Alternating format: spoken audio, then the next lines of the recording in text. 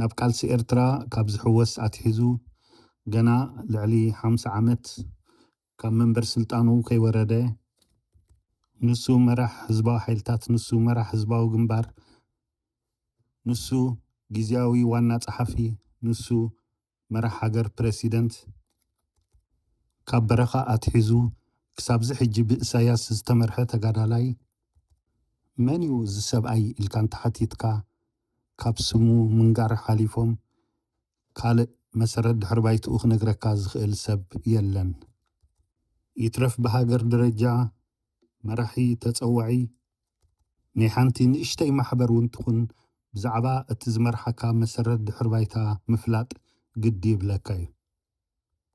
እዚ ዝብሎ ዘለኹ ድሕሪ ባይትኡ ምፍላጥን ዘይምፍላጥን ብዛዕባ ኤርትራውነቱን ዘይኤርትራውነቱን ዘመልክት ኣይኮነን። ብርግጽ ኢሳያስ ካብቶም ኣብ ኤርትራ ተወሊዶም ዝዓበዩ ዝፍለ ኣይኮነን። ዋላ እኳ ኣብ ልዕሊ ህዝቢ ኤርትራ ጽንተትን ፍልሰትን ኣውጁ እዩ ኢልካ ኤርትራዊ ኣይኮነን ክትብሎ ግን ቁሩብ ዝኸብድ እዩ።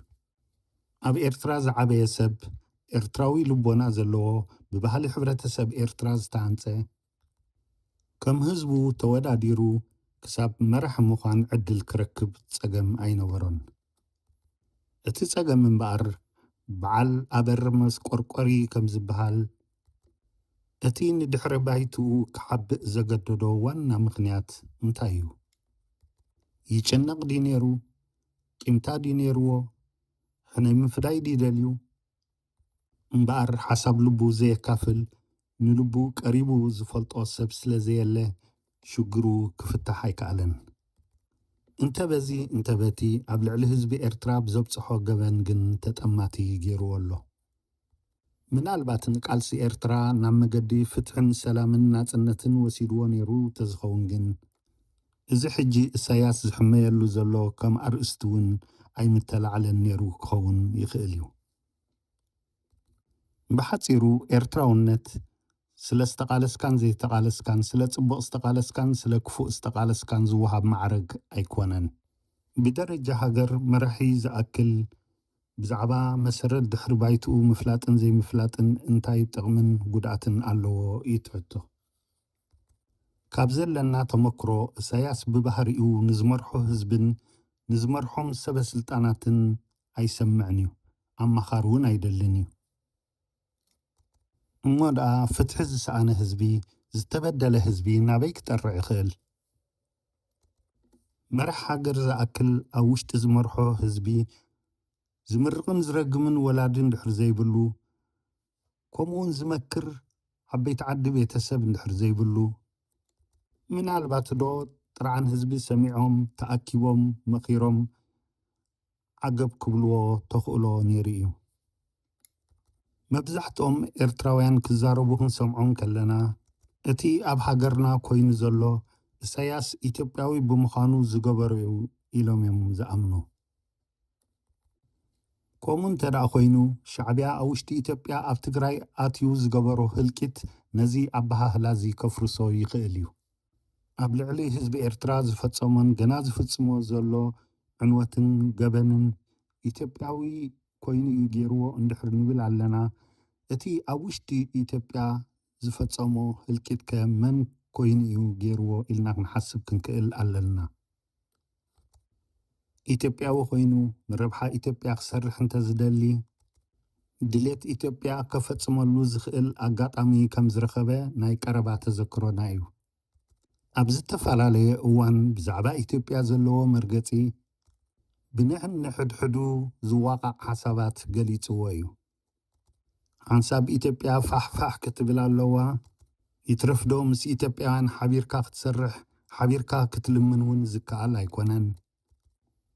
በታ ሓደ ኣንጻር ድማ ንሕና ኢትዮጵያ ከይትብተን ኢና ንሰርሕ ዘለና፣ ንሕና ኢትዮጵያውያን ካብ 100 ሚልዮን ናብ 200 ሚልዮን ክኾኑ ኢና ንጽዕር ዘለና ዝብሉ ከከም ጊዜኡን ከከም ገጹን ኩነታት ኣጽኒዑ ዝብሎም ብዘይካ ግዝኣቱ ከስፍሕን ከጎይትቶ ዝኽእል ኣጋጣሚ ዝመሰሎን ልክዕ ከምቲ ኣብ ኤርትራ ገባርን ሓዳግን ግዛኣቱ ኣስፊሑ ዓብ ንጉስ ኮይኑ ስሙ ንምዕባይ ዝጭነቕ ሕልሚ ዝሓልሞ እዩ።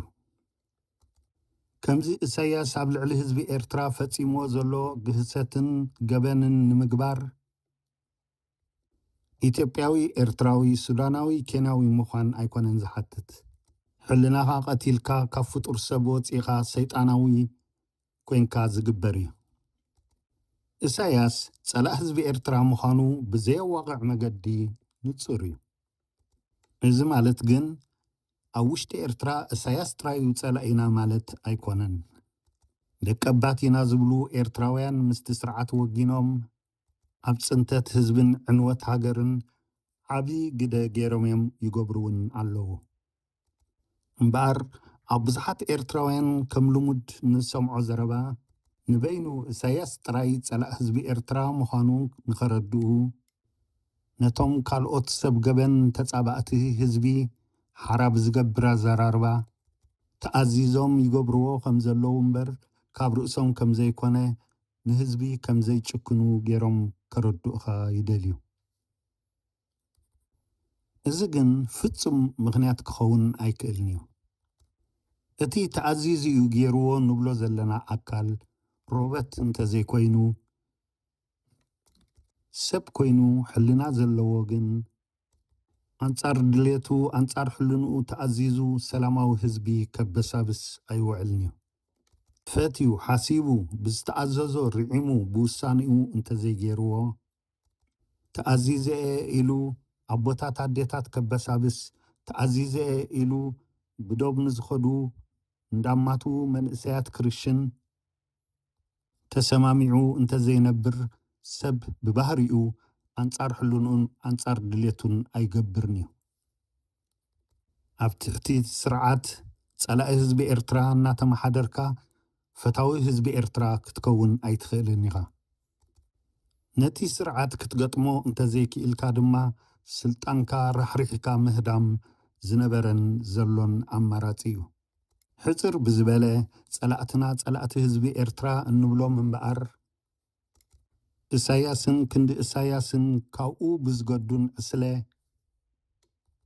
ኣብ ልዕሊ ህዝቢ ኤርትራ ብዘብጽሕዎ ዕንወትን ፍልሰትን ዋና ተሓተቲ ዋና ጸላእትና ይገብሮም።